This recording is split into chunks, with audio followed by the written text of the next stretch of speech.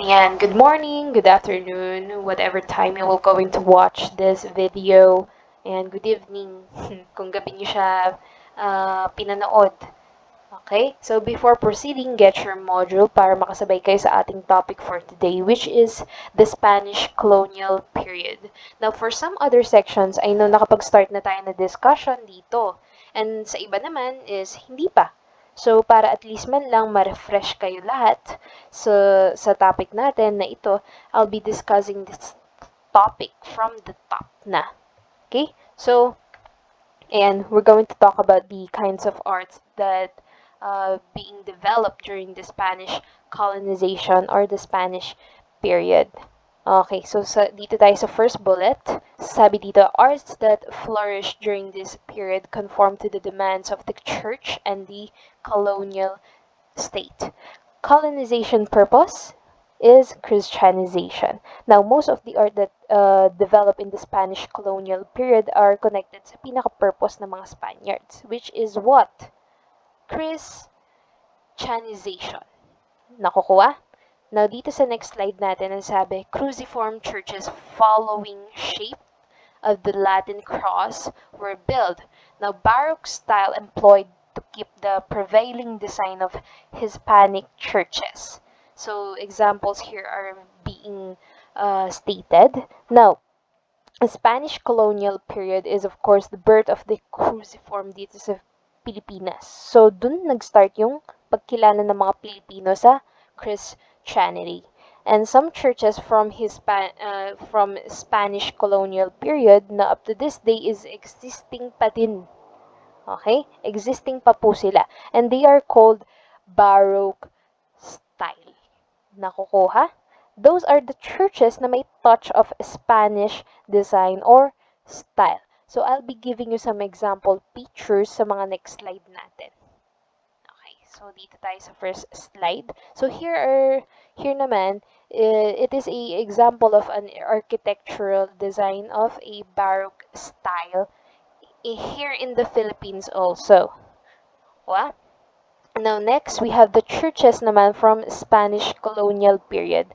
Well, they still exist up to this day. So, please take note na lang about the appearance of those pictures. Okay? And so, first, we have the San Agustin Church in Manila. Second, Morong Church in Rizal. And Pauay Church in Ilocos Norte, Philippines. And of course, the Santo Tomas de Villanueva Church in Miagao, Iloilo. Okay. So, sabi dito, although the designs are European-inspired, sabi dito, local interventions have been employed in order to suit native sensibilities and adjust to local environmental conditions. Now, next picture naman natin is an example of Baroque-style church, pero they already redevelop it to, of course, makita pa din yung Filipino culture style. So, we have here the facade of Miagao Church in Iloilo. Ayan. Okay, next. So, here, sabi dito, images of saints and interpretations of biblical narratives were essential to worship. So, through painting, through sculpting, and engraving. And, ayan, meron tayo ditong example. Ito po yung mga painting naman, sculpture, and engraving artworks that is inspired in religion. Okay. So, one example dito si Nuestra Señora del Rosario. This is a painting. Okay. Next po tayo. Sabi dito, in colonial churches, the santos or yung mga santo, they are being displayed in a decorative altar niche called what? Retablo. Okay? So, kaya for those students na hindi Catholics, ito yung pinaka-altar nila. Nakukuha? Wherein doon naka-display yung mga saints or yung mga santo. Kita nyo, kung makikita ninyo dito, mala divider yung pagkakagawa niya. Pero maganda yung design kasi it also has a touch of baroque style. Ayan. So this is a example of an retablo. Okay? So next we have the Via Crucis, or what we call the Station of the Cross, which refers to the series of images that what do you call this, depicting Jesus Christ on the day of his crucifixion and ano ba ito, accompanying prayers. Now these are commonly 14 images lang na naka-arrange in numbered order.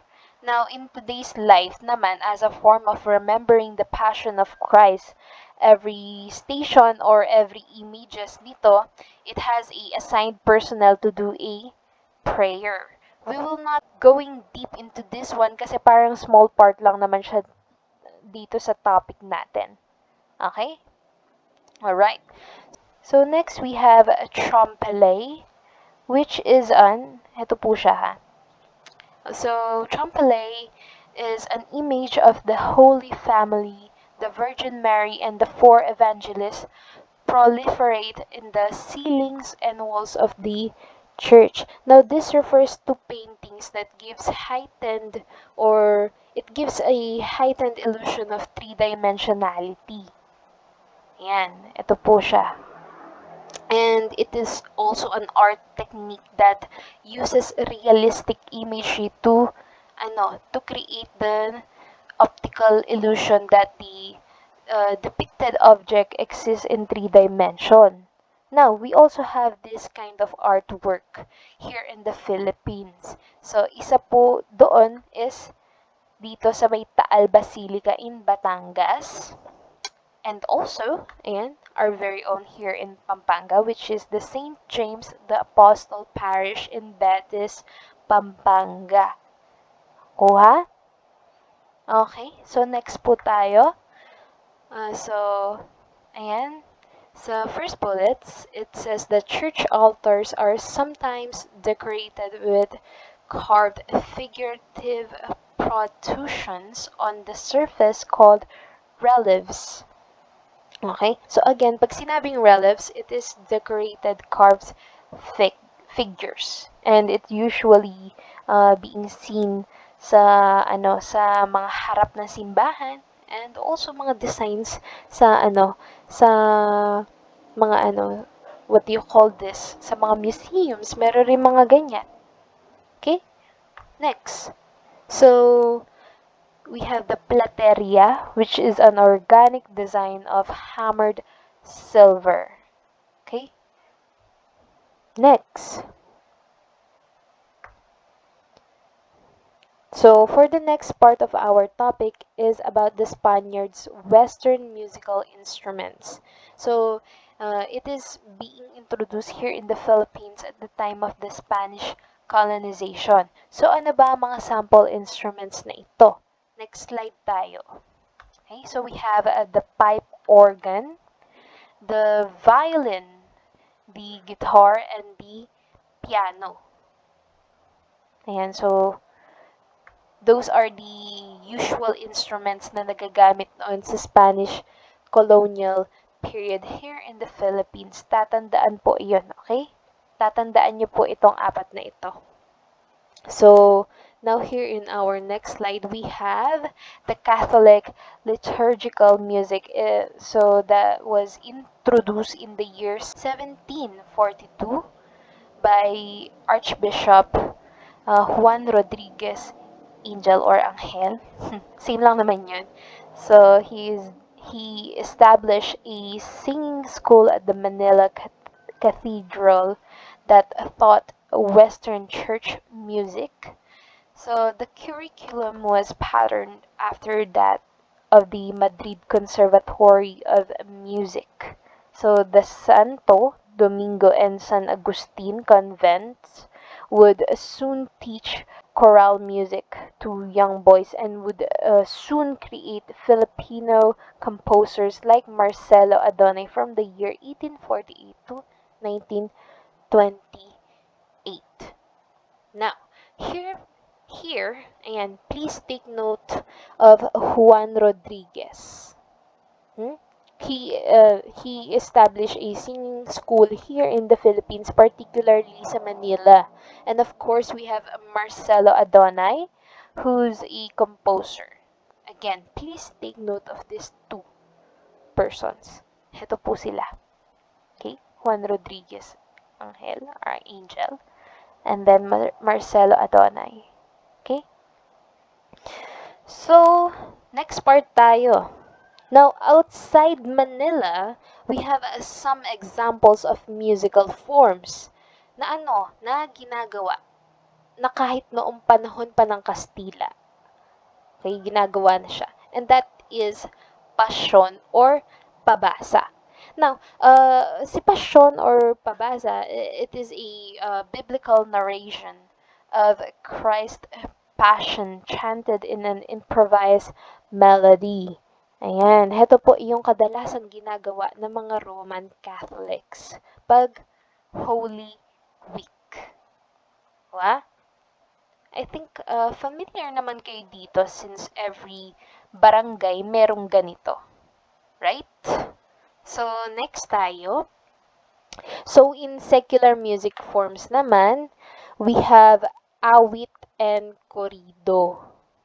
And but what is the definition or difference between these two?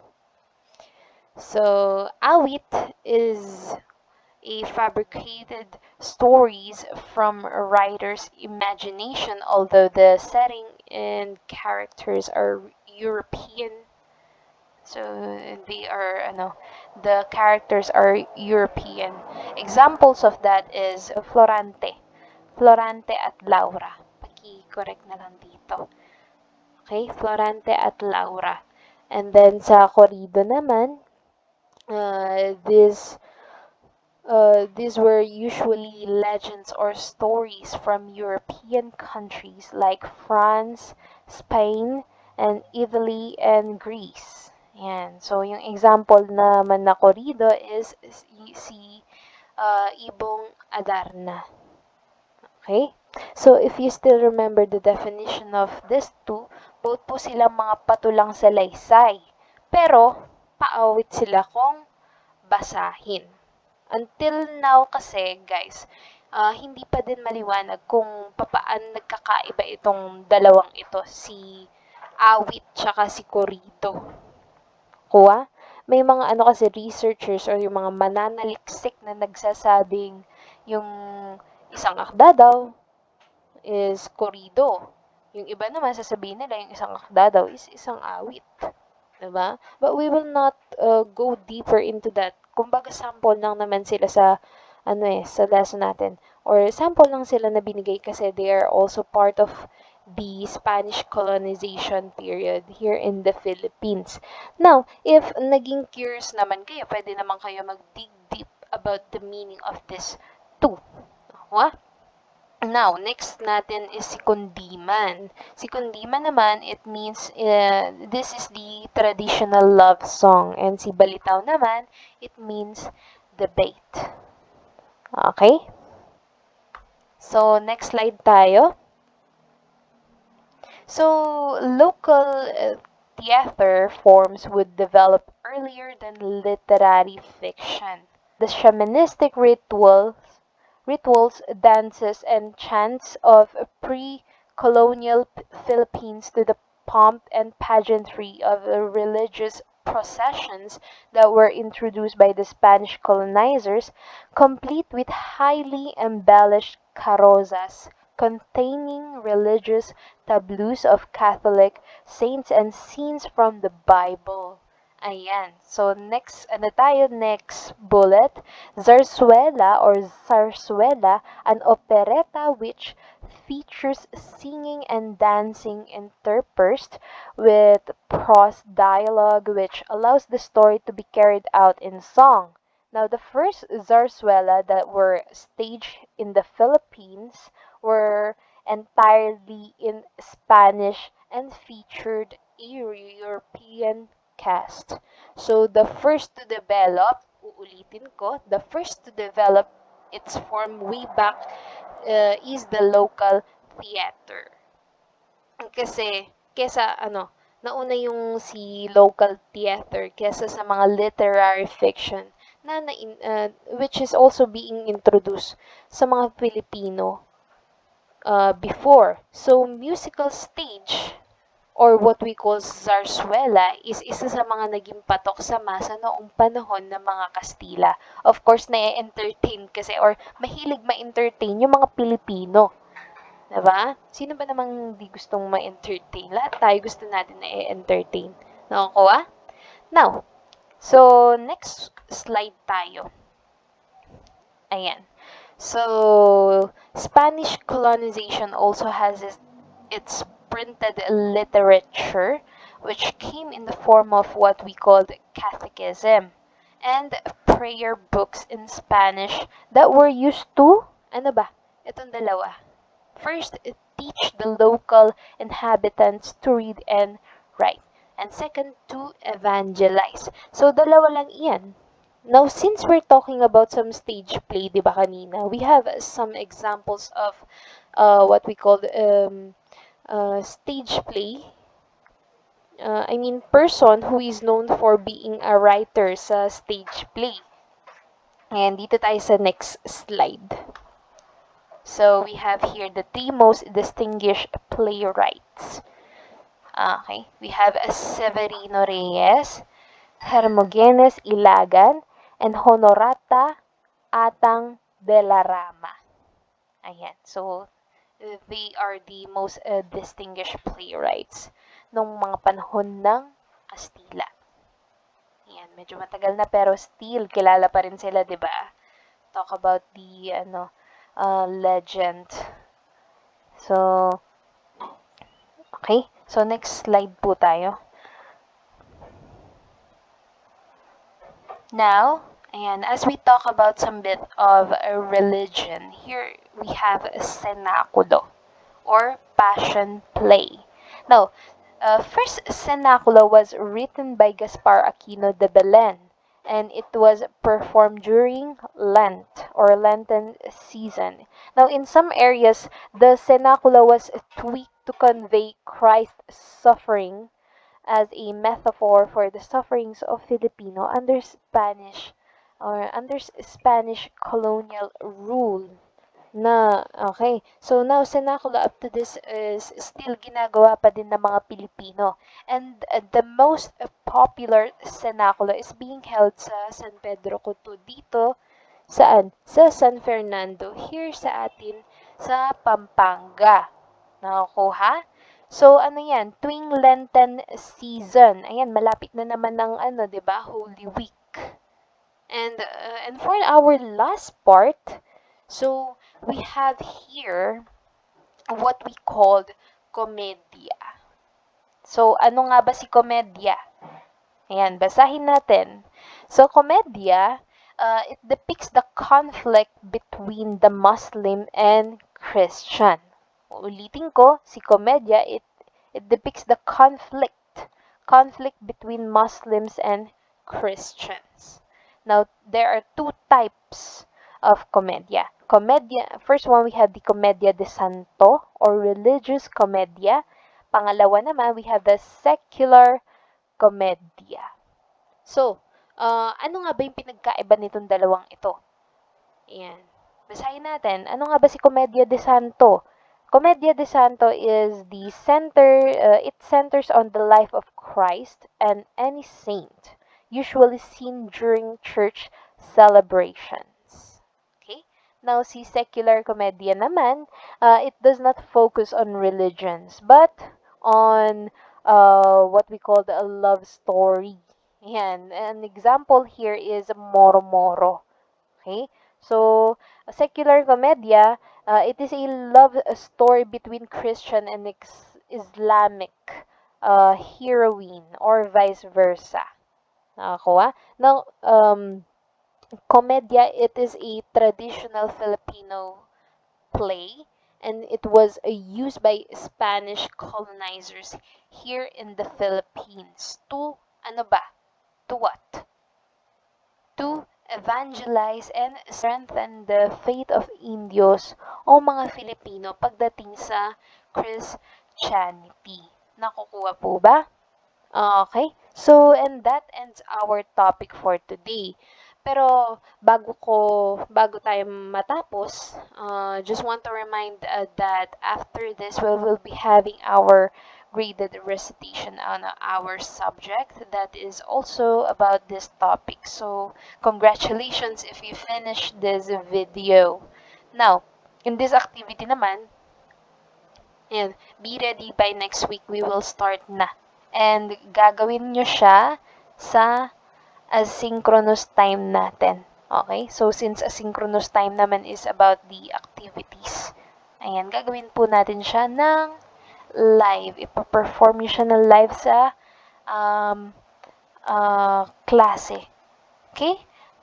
And students who will fail to perform well, nandito sa pangatlong bullet, no presentation will automatically be graded 70 in this activity. Okay. So ayan, basahin na natin siya ng buo. For grade 12 students, you will going to create your own kundiman or love song and perform it to the class. Now, any instruments and background music will be allowed for your presentation and must exceed not longer than 3 minutes and shorter than 1 minute. Ayan. So, the following are to be considered. Ayan, binasa na natin yung last bullet. Pero babasahin natin itong una tsaka pangalawa. So, refrain from using profanity or faulty words.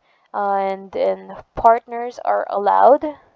So, if you have further clarifications and updates that you want to raise, of course, ask your subject teacher. Nakukuha po ba? Hindi po bawal, wala pong bayad ang magtanong. Okay? So, ayun, some of my students from HUMSS is, they're having their defense. Now, of course, this is an pre-recorded video. Okay? Paalala ko lang, hindi ko kayo na-meet, pero you still need to watch or ayun, required pa din kayo na kahit na nagdi-defense kayo is need pa rin kayong pumasok sa subject ko. Pero ayun nga, dahil you still have to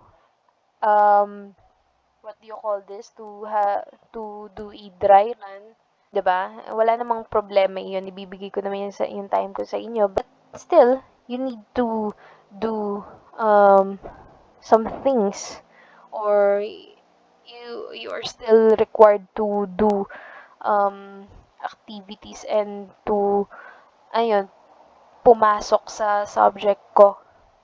Okay? So, wag lang po tayo magfo-focus sa isang subject lang. Hoa? Okay? I will also be posting this once sa G-class natin so that double po ang inyong reminder. Okay? And hindi nyo masabing hindi kayo na-inform. So, if you have any questions, don't forget to message me or DM me on my account sa Telegram. Pwede din. Okay? So, ayun. Have a blessed day and see you next week.